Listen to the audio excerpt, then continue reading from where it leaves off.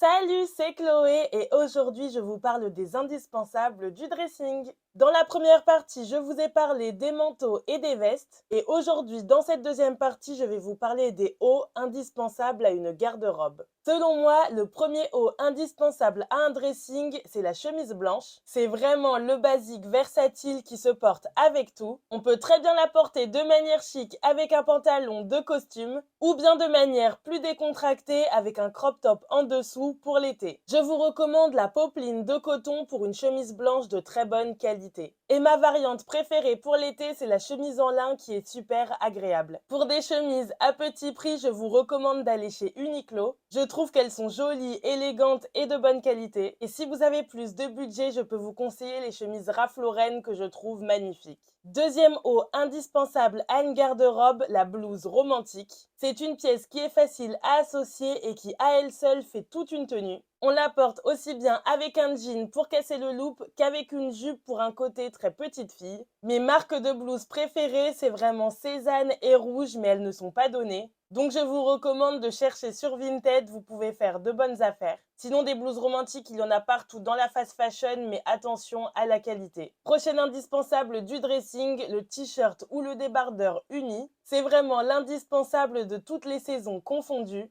On peut porter le t-shirt uni sous un blazer, sous un pull ou même tout simplement avec un jean pour un look très casual. Par contre, privilégiez du 100% coton et avec un grammage suffisant pour pas qu'il ne soit transparent. Je peux vous recommander les t-shirts de chez Uniqlo ou de chez COS pour de la bonne qualité. Et ça, le t-shirt uni, on peut vraiment en acheter dans toutes les couleurs neutres, en noir, en blanc, en gris, en beige, ça pourra s'associer avec tout.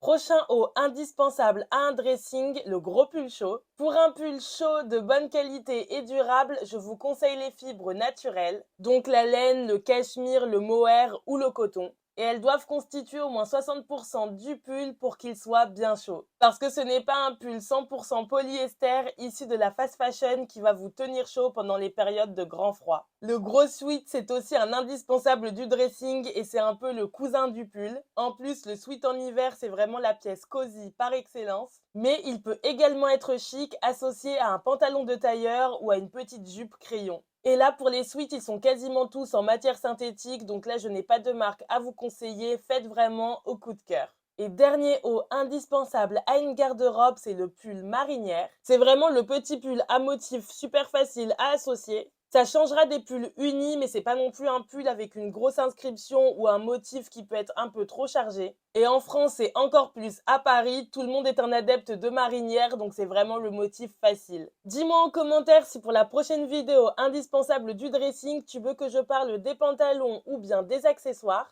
Et si tu as aimé cette vidéo, n'hésite pas à t'abonner à ma chaîne YouTube. D'ailleurs, si tu veux plus de contenu mode et luxe, va me suivre sur Instagram et sur TikTok. Et sur Instagram, il y a un jeu concours tous les dimanches sur mon compte au mois de juin. Donc je t'invite à aller y jeter un œil.